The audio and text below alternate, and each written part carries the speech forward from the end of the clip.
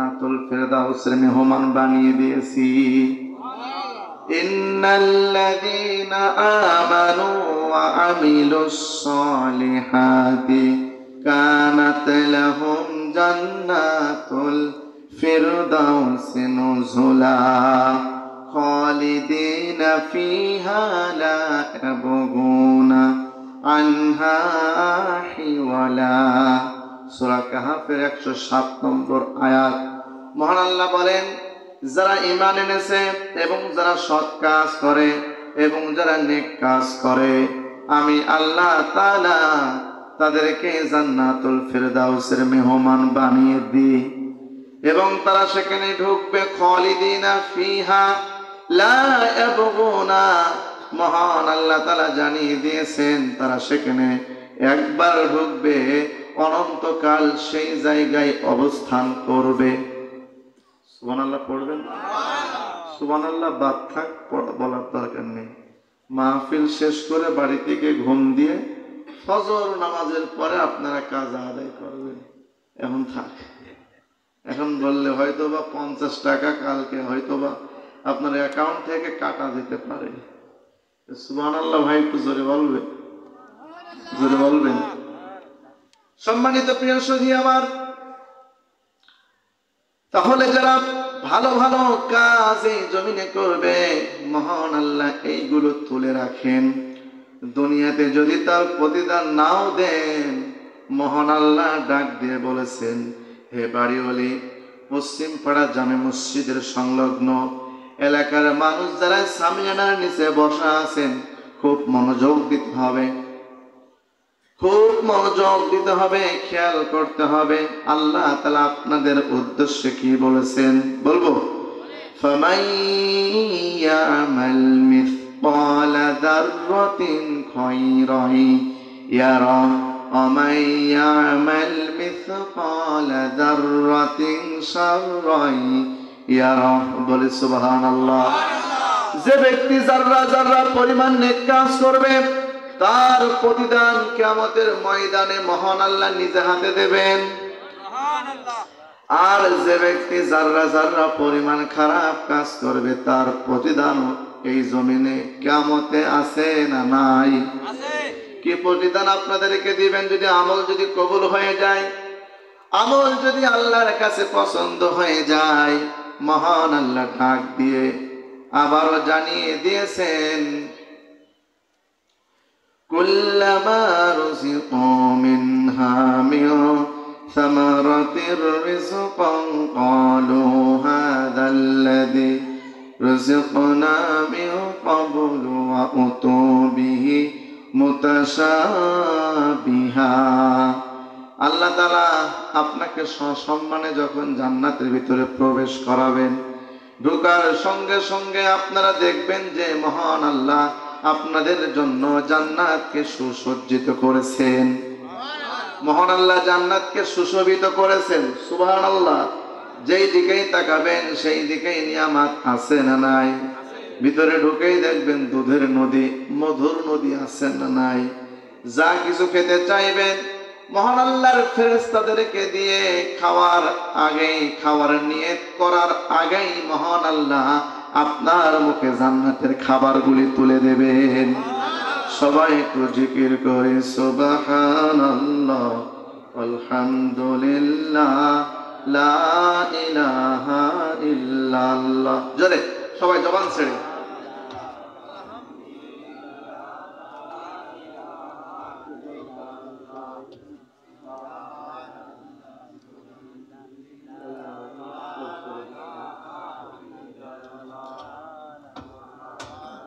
সুবহানাল্লাহ আলহামদুলিল্লাহ লা ইলাহা ইল্লাল্লাহ লা ইলাহা ইল্লাল্লাহ লা ইলাহা ইল্লাল্লাহ।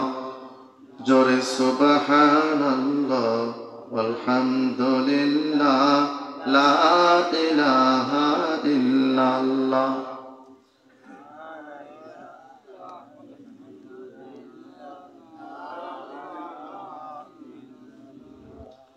বলল তারে কাফের নেতা, চলবে না আর কোরআনের কথা, বন্ধ যদি করো তুমি, নারী দেব গাড়ি দেব, বানায়ে দেব তোর আরব নেতা।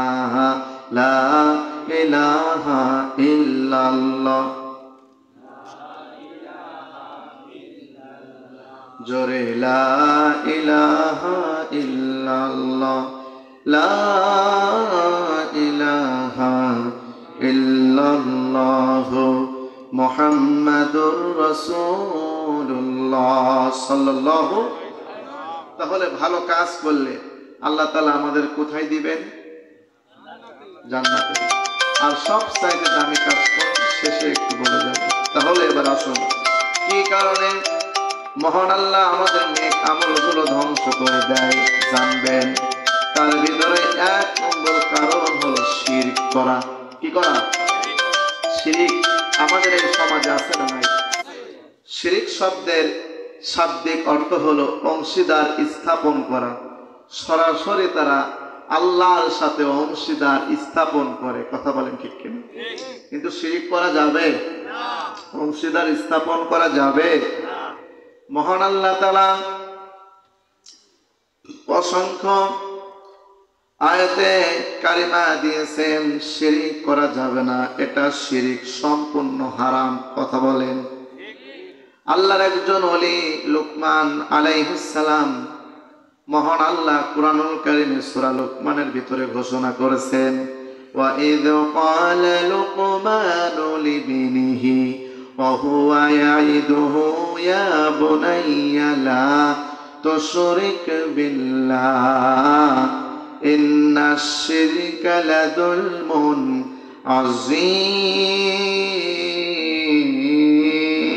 আযীম। আল্লাহ তাআলা বলেন, লুকমান আলাইহিস সালাম তার সন্তানকে ডাক দিয়ে সেদিন বলেছিল, হে আমার প্রিয় পুত্র, হে আমার প্রিয় বৎস, তুমি অংশীদার স্থাপন করো না, আল্লাহর সাথে শিরক করো না। নিশ্চয় ইন্নাশ শিরকা লাযুলমুন আযীম, এটা হলো সবচাইতে বড় জুলুম। সবচাইতে শিরক করা যাবে? শিরক প্রধানত 4 প্রকার। কয় প্রকার? 1 নম্বর শিরক বিজ্জাত, শিরক বিসিফাত, শিরক বিল ইখতিয়ালা, শিরক বিল হুকুক। এই 4 প্রকার যদি আপনারা ভাগ করেন হয় 8 প্রকার। 8 প্রকার ভাগ করলে হয় 12 প্রকার। 12 প্রকার ভাগ করলে হয় 24 প্রকার। 24 প্রকার ভাগ করলে বিশ্লেষণ করলে হয় 72 প্রকার। 72 প্রকারকে বিশ্লেষণ ব্যাখ্যা করলে হয় 120 প্রকার। এই 120 প্রকারের শিরক বর্তমান আমার সমাজে চলতেছে। বলেন, শিরক করা যাবে? শিরক করা যাবে? শিরক বিজ্জাত, পৃথিবীর ময়দানে অনেকগুলো ইলাহা আছে, অনেকগুলো রব আছে, এই রূপ মনে করা, এটা কি শিরক? এটা মনে করা যাবে? যাবে? যারা জালেম, যারা ফাসিক, যারা কঠোরপন্থী, যারা অস্বীকারী, তারা মনে করে আল্লাহ বলতে কিছুই নেই। বলে নাউজুবিল্লাহ। আল্লাহ আছে না নাই? আমাদের সৃষ্টি করেছেন কে? এই আসমান, এই জমিন সৃষ্টি করেছেন কে? নক্ষত্র রাজি, ব্ল্যাক হোল, এইগুলি সৃষ্টি করেছেন কি? আল্লাহ সুবহানাহু ওয়া তাআলা। কত সুন্দরভাবে তিনি আমাদেরকে সৃষ্টি করেছেন। কথা বলেন ঠিক কিনা? সে আল্লাহই তো হলেন আমাদের রব, আমাদের সব। কথা বলেন। আল্লাহ আমার রব, সেই রবই আমার সব। আল্লাহ আমার রব, সেই রবি আমার সব। দমে দমে তনু মনে তারি অনুভব। সেল্লাইকন ঠিক কিনা? সে আল্লাহ আমার রব, সে আল্লাহ আমার সব। সে আল্লাহর কাছেই আমাদের মাথা নত করতে হবে। রাজি আছেন আপনারা? সবাই আমরা রাজি। বলেন আলহামদুলিল্লাহ। সম্মানিত প্রিয় সুধী, এজন্য শিরক বিজ্জাত, অনেকগুলো আল্লাহ মনে করা, এটা করা যাবে না। বলেন তো সার্বভৌম ক্ষমতার মালিক কে? তাহলে আল্লাহ যে আমাদের সার্বভৌম ক্ষমতার একচ্ছত্র অধিপতি, এটা আমাদের বিশ্বাস করতে হবে কিনা? কিন্তু অনেক মানুষ সেটা মানেই না। তারা মনে করে আমাদের ক্ষমতার মালিক জনগণ। স্লোগান দিয়েছিল না? বলেন। তারা মনে করে আমাদের পাওয়ার আছে, আমাদের শক্তি আছে, অনেকগুলো আল্লাহ আছে, আমরা মোকাবেলা করতে পারবে। আল্লাহর গজব যখন পৃথিবীর ময়দানে আসবে, এমন কোন রব এই পৃথিবীর বুকে নেই, এমন কোন ইলাহা পৃথিবীর বুকে নেই যে আল্লাহর গজব থেকে, আল্লাহর আযাব থেকে তাদেরকে বাঁচাবে। তার বাস্তব প্রমাণ ইউনাইটেড স্টেট অফ আমেরিকা। কয়েকদিন আগে আমেরিকার একটা বিখ্যাত শহর, নাম ক্যালিফোর্নিয়া, লস অ্যাঞ্জেলেস, কি হলো দেখেন। মাটির ভিতর থেকে মহান আল্লাহ দাবানল সৃষ্টি করে গোটা ক্যালিফোর্নিয়া, লস অ্যাঞ্জেলেসকে ধ্বংসে পরিণত করেছে।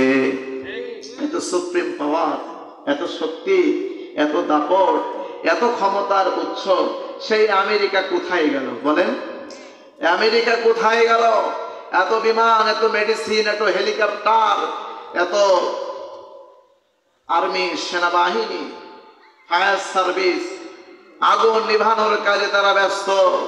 কিন্তু প্রায় 15-20 দিন ধরে এমন ভাবে মহান আল্লাহ দাবানল দিয়েছেন, আগুনের লেলিহান শিখা দাও দাও করে গোটা ক্যালিফোর্নিয়া, গোটা লস অ্যাঞ্জেলেস শহরকে মাটির সাথে গুড়িয়ে দিয়েছে। চিল্লায় এখন ঠিক কিনা?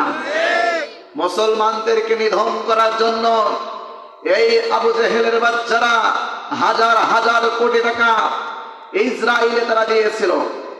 অত্যাধুনিক অস্ত্রপাতি, সরঞ্জাম, যা যা প্রয়োজন ছিল সব কিছু দিয়ে আমার প্যালেস্টাইনের মুসলমান ভাইদেরকে শহীদ করা হয়েছে। কথা বলেন ঠিক কিনা?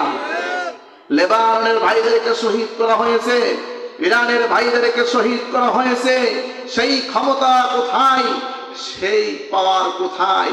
সব কিছু মাটির সাথে মিশিয়ে দিয়েছেন কে? কে দিয়েছেন?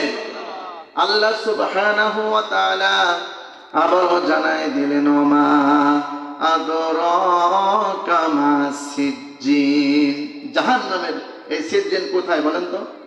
এই মাটির নিচে, সাত তরফ জমিনের নিচে, এটা হলো জাহান্নাম।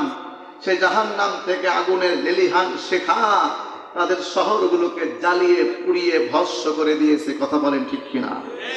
যারা এই জমিনে এখনো পর্যন্ত আল্লাহর পাওয়ারের সাথে যারা পাল্লা দিয়েছে ইতিপূর্বে, তাদের অবস্থাও তাই হয়েছে। ওদেরকে আগুন দিয়ে পুড়িয়েছে আর এদেরকে অপমান ও লাঞ্ছিত করে এখান থেকে বিদায় করেছে। কথা বলেন। তাহলে আমরা শিরিক করতে চাই না। এজন্য আল্লাহ রাব্বুল আলামিন তার নিজের পরিচয়, নিজের ইনফরমেশন নিজেই জানাচ্ছেন। কুল হুয়াল্লাহু আহাদ আল্লাহুস সামাদ লাম ইয়ালিদ ওয়া লাম ইউলাদ। এই ঘোষণাকার আল্লাহ কয়জন? আল্লাহ বলে এক, অদ্বিতীয়, তিনাকে কেউ জন্ম দেয়নি, তিনিও কাউকে জন্ম দেয়নি। চিল্লা এখন ঠিক কিনা? কিন্তু যারা নাস্তিকবাদ নিয়ে যারা বসে আছে, তারা মনে করে পৃথিবীতে অনেকগুলো ইলাহা আছে। কিন্তু যারা মুমিন, যারা বিশ্বাসী, আমরা মনে করি আল্লাহ হলেন একজন, তিনি আমাদেরকে সৃষ্টি করেছেন। আল্লাহ কয়জন? আসমান কয়টা? চন্দ্র কয়টা? সূর্য কয়টা? কোরআন কয়টা? রাসূল কয়জন? একজন। আমাদের প্রভু এক নবীর উম্মত, জীবন বিধানে ওই সেবানি কোরআন। তবে কেন এক নও হে মুসলমান? এক হও, এক হও করি আহ্বান। ঠিক কিনা? বাইতুল্লাহ এক, মদিনা শরীফ এক, উহুদ পাহাড় এক, বদরের মাঠ এক। একটা তো জীবন আর একটাও মরণ। একই সাথে মিলে মিশে একটাই প্রাণ, তবে কেন এক নও হে মুসলমান, এক হও করি আহ্বান। আল্লাহুম্মা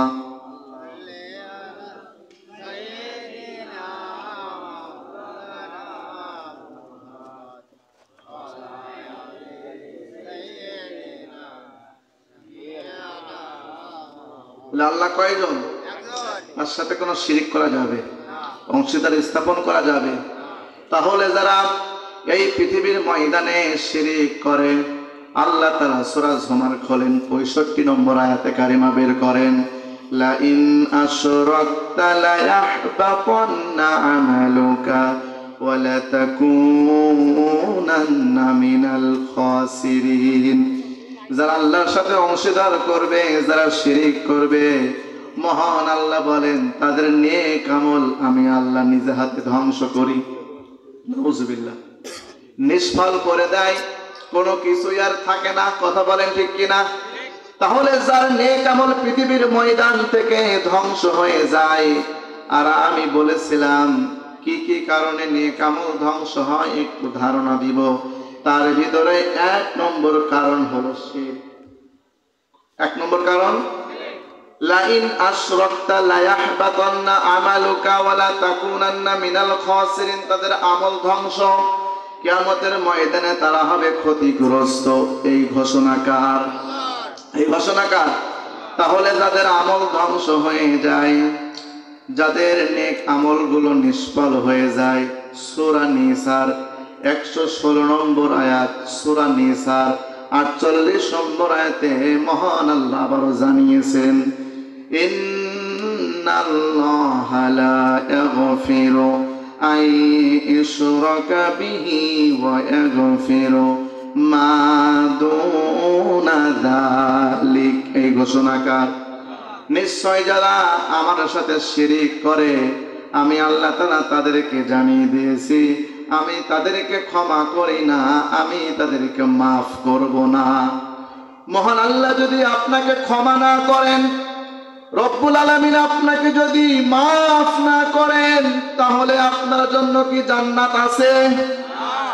আল্লাহ তাআলা আবার ঘোষণা করে জানাই দিয়েছেন, وَمَن يُشْرِكْ بِاللَّهِ فَقَدْ حَرَّمَ اللَّهُ عَلَيْهِ الْجَنَّةَ। তারা আল্লাহর জান্নাতে যেতে পারবে না, রব্বে কারীম তাদের জন্য জান্নাত হারাম করে দিয়েছে। তাহলে 1 নম্বর কারণ হলো শিরক। আপনারা করবেন এটা?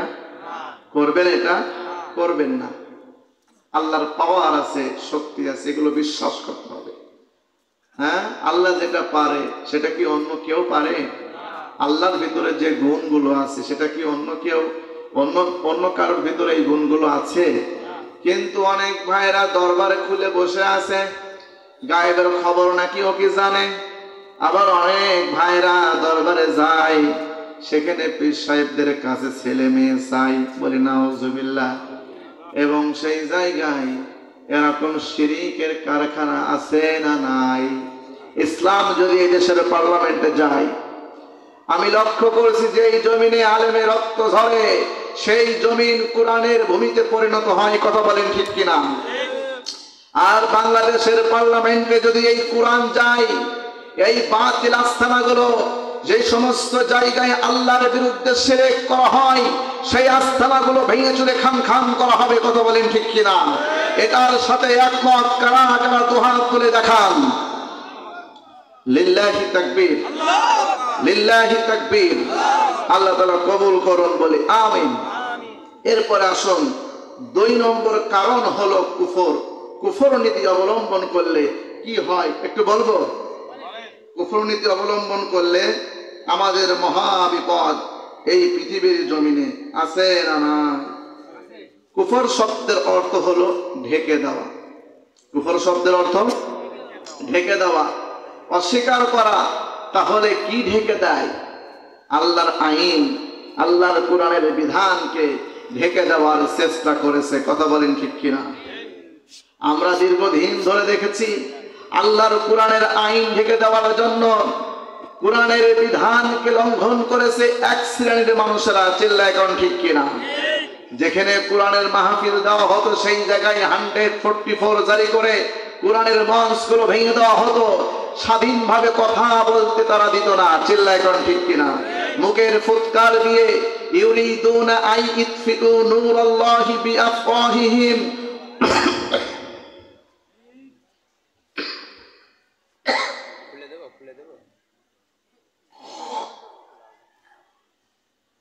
পোকার যে অবস্থা, কোটি কোটি পোকা।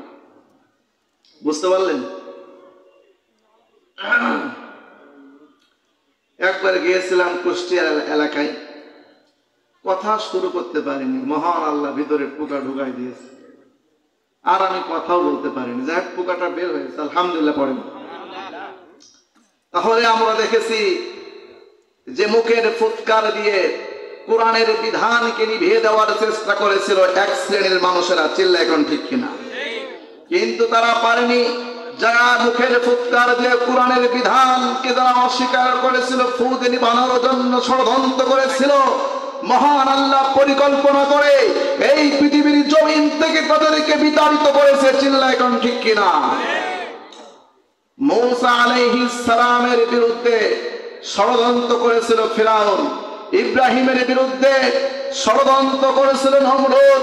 তারা কোথায়? আল্লাহ রাব্বুল আমিন পৃথিবীর জমিন থেকে তাদের ক্ষমতার মস্তককে ভেঙে চুরে খান খান করে পৃথিবীর জমিন থেকে চিরবিদায় করেছিল। ঠিক একই রকম ভাবে এখনো আমরা দেখতে পাচ্ছি, এখনো আমরা গন্ধ পাচ্ছি কোরআনে নাকি রাজনীতি নেই। বলেন, কোরআনে নাকি রাজনীতি নেই? আছে না নাই? রাজনীতি সম্পর্কে আপনি কতগুলো আয়াত নেবেন? হ্যাঁ, কতগুলো আয়াত নেবেন? আমি দেব। সূরা সফ খোলেন, 9 নম্বর আয়াত আপনি বের করেন, দেখেন এখানে কি বলছে। সূরা গাফির খোলেন, 26 নম্বর আয়াত আপনি দেখেন। আপনি যে বলেন কোরআনে রাজনীতি নেই, আপনি কুফর নীতি অবলম্বন করেছেন। চিল্লা এখন ঠিক কিনা? যারা কোরআনকে অস্বীকার করবে, যারা বলবে কোরআনে রাজনীতি নেই, আমি তো মনে করি ওটা আসল বাবার প্রোডাক্ট হতে পারে না, ওটা হলো নকল বাবার প্রোডাক্ট। চিল্লা এখন ঠিক কিনা? যারা কোরআনকে অস্বীকার করে, যারা কোরআনকে মানতে চায় না, কোরআনের সাথে যারা কুফর নীতি অবলম্বন করতে চায়, কোরআনের বিধান যারা ঢেকে দিতে চায়, তা হলো জন্তু জানোয়ারের চাইতে নিকৃষ্ট। চিল্লা এখন ঠিক কিনা? আয়াত দেব। সূরা আনামের ভিতরে মহান আল্লাহ ঘোষণা করেছেন, বালুহুম আদল ওয়া উলাইকা হুমুল গাফিলুন, যারা চতুষ্পদ জন্তু জানোয়ারের চাইতে নিকৃষ্ট ব্যক্তি। চিল্লা এখন ঠিক কিনা? তাহলে যারা কুফর নীতি অবলম্বন করবে, মহান রব্বুল আলামিন সূরা নূরের 39 নম্বর আয়াতে কারিমায় জানিয়ে দিয়েছেন। কত নম্বর আয়াত? বলেন, কত নম্বর আয়াত? 39 নম্বর আয়াত। কি হয় কুফর নীতি অবলম্বন করার কারণে? তাদের নেক আমলগুলো মহান আল্লাহ সুন্দর করে কোট করেছেন। বলি সুবহানাল্লাহ। আল্লাহ তাআলা জানাই দিলেন, আল্লাযীনা কাফারু আমালুহুম কাসারাবিন বিকিআতিন ইয়াহসাবুহুজ যামআনু মাআ হাত্তা ইযা জাআহু লাম ইয়াজিদহু শাইআন ওয়া ওয়াজাদাল্লাহু ইনদাহু ফাওয়াফাহু হিসাবা আল্লাহু সারিউল হিসাব। এই ঘোষণাকার যারা কুফর নীতি অবলম্বন করে, মহান আল্লাহ তাদের নেক আমলগুলো মরীচিকার সাথে তুলনা করেছে।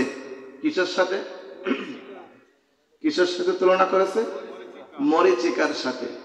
রব্বুল আলামিন সূরা নূরের 39 নম্বর আয়াতে কারিমা নাজিল করে নবীজিকে জানাই দিয়েছেন এবং একটি এখানে উদাহরণ দিয়েছেন। পিপাসায় কাতর একজন ব্যক্তি, মরুভূমি যেই দিকে তাকায় সেই দিকে ধু ধু মরুভূমি, পানির জন্য ছটফট করে, পানির পিপাসায় কাতর আছে।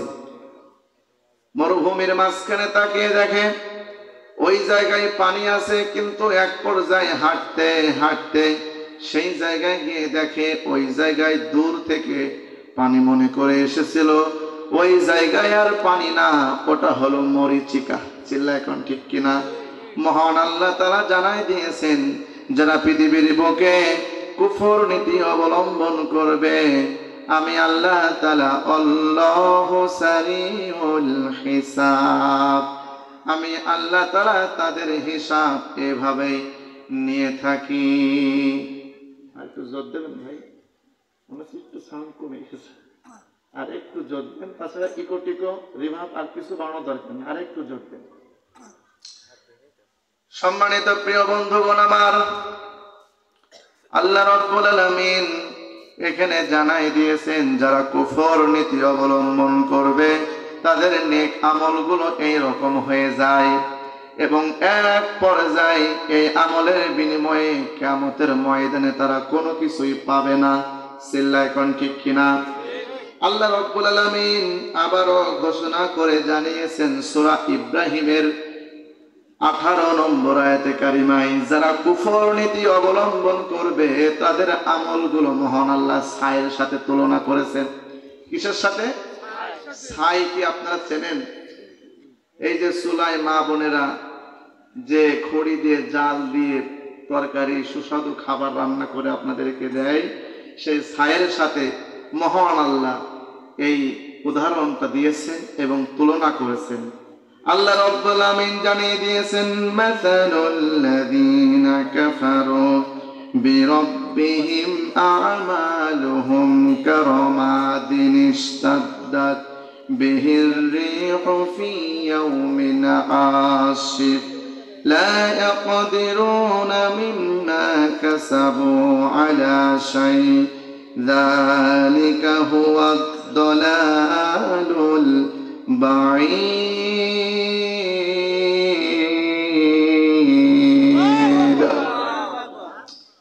আল্লাহ তাআলা এখানে জানিয়ে দিলেন, যারা কুফর নীতি অবলম্বন করবে মহান আল্লাহ ছায়ের সাথে তাদের আমলগুলো তুলনা করেছেন। এই জায়গায় যদি ছায় যদি রাখা হয় স্তূপ করে, আর অপর দিক দিয়ে যদি ঘূর্ণিঝড় হয়, প্রবল বাতাস যদি এখানে আসে, ভাইরা আমার বলেন তো এই জায়গায় ছায়ের অস্তিত্ব থাকবে? থাকবে? থাকবে? থাকবে না, সব উড়ে যাবে। এক পর্যায়ে দেখা যাবে যে ছায়ের অস্তিত্ব বলতে কিছুই নেই। তাহলে যারা নামাজ পড়ে, যারা রোজা করে, যারা হজ করে, যারা যাকাত আদায় করে, যারা ইসলামিক আন্দোলন করে এবং মাঝে মধ্যে মহান আল্লাহর সাথে কুফর নীতি অবলম্বন করে, আমার আল্লাহ তাআলা বলেন তাদের নেক আমল বলতে কোনো কিছুই থাকবে না, নেক আমলের অস্তিত্ব পর্যন্ত হারিয়ে যাবে। চিল্লায় কোন ঠিক কিনা? এটা হলো 2 নম্বর কারণ। এটা হলো কয় নম্বর কারণ? তাহলে কুফর নীতি অবলম্বন করলে কি হয়? নেক আমলগুলো ধ্বংস হয়, ছায়ের মতো উড়ে যায়। কথা বলেন ঠিক কিনা? এরপর আসো যে আয়াতে কারিমা আপনাদের সামনে তেলাওয়াত করেছিলাম, বলবো সূরা মুহাম্মদের 32 নম্বর আয়াতে কারিমা। যেহেতু আপনারা এখানে লিখে দিয়েছেন তাফসীরুল কোরআন মাহফিল, যেহেতু এখানে তাফসীর করতে হবে কোরআন দিয়ে, কোরআনের আয়াত দিয়ে, কি মুরব্বি? এটাই করতে হবে। এটা হলো আজকের হক। যদি এটা আদায় না করি আমি গুনাহগার হব। আমি কি হব? গুনাহগার হব। কিন্তু আর আপনারাও এর সফলতা বাস্তবে আপনারা পাবেন না। আসুন এবার 3 নম্বর কারণ আমরা জানি। আমি খুতবার প্রারম্ভিকে যে আয়াতে কারিমা তেলাওয়াত করেছিলাম, আল্লাহ তাআলা জানাই দিলেন, ইয়া আইয়ুহাল্লাযীনা আমানু আতিউল্লাহা ওয়া আতিউর রাসূলা ওয়া লা তুবতিলু আমালুকুম। এই ঘোষণাকার, এই ঘোষণাকার রব্বুল আলামিন এখানে জানিয়ে দিলেন, হে ঈমানদার গণেরা, তোমরা যারা আমাকে বিশ্বাস করেছো, আমি তোমাদেরকে বলছি। কে বলছেন? আল্লাহ। কাদেরকে? কাদেরকে? যারা এখানে এসেছেন, আমাদেরকে, যারা বিশ্বের বিভিন্ন এলাকাতে যারা আল্লাহর উপরে ঈমান এনেছে, তাদেরকে মহান আল্লাহ বলছেন, ইয়া আইয়ুহাল্লাযীনা আমানু লা আমানু আতিউল্লাহ ওয়া আতিউর রাসূল ওয়া লা তুবতিলু আমালুকুম। তোমরা আমার আনুগত্য করো, রাসূলের আনুগত্য করো। যারা আল্লাহ এবং আল্লাহ রাসূলের আনুগত্য করবে না, মহান আল্লাহ বলেন ওয়ালা তুবতিলু আমালুকুম, তাদের নেক আমলগুলো ধ্বংস হয়ে যায়। এই ঘোষণা কার? তাহলে এই জমিনে আনুগত্য করতে হবে কার? আল্লাহর। এবং তার পাশাপাশি কার? রাসূলের। আনুগত্য শব্দের শাব্দিক অর্থ হলো মেনে নেওয়া, গ্রহণ করা। কথা বলেন। যা অর্ডার দেওয়া হয়েছে, যা নির্দেশনা এসেছে সৃষ্টিকর্তার পক্ষ থেকে, তা মেনে নিতে হবে। বলি সুবহানাল্লাহ। আল্লাহ সুবহানাহু ওয়া তাআলা সুন্দর করে সূরা নিসার 59 নম্বর আয়াতে কারিমা এবার বের করে দেখেন কি বলেন। আল্লাহ রাব্বুল আলামিন জানাই দিয়েছেন, ইয়া আইয়ুহাল্লাযীনা আমানু আতিউল্লাহ ওয়া আতিউর রাসূলা ওয়া উলিল আমরি মিনকুম ফাইন তানাযা'তুম ফি শাইইন ফারুদ্দুহু ইলাল্লাহি ওয়ার রাসূলি ইন কুনতুম তু'মিনুনা বিল্লাহ। এই কথা কার? আল্লাহ বলেন, ইয়া আইয়ুহাল্লাযীনা আমানু, হে ঈমানদারগণেরা, আতিউল্লাহ ওয়া আতিউর রাসূল, আমরা জানলাম আনুগত্য শব্দের শাব্দিক অর্থ মান্য করা, গ্রহণ করা। কাকে? আল্লাহ এবং আল্লাহ রাসূলকে। এবার আমরা আনুগত্য করব কার? যারা সামিয়ানার নিচে বসা আছে, আনুগত্য করব কার? আল্লাহ তাআলা আবার ডাক দিয়ে এখানে জানিয়ে দিয়েছেন, আমার আনুগত্য করো, রাসূলের আনুগত্য করো।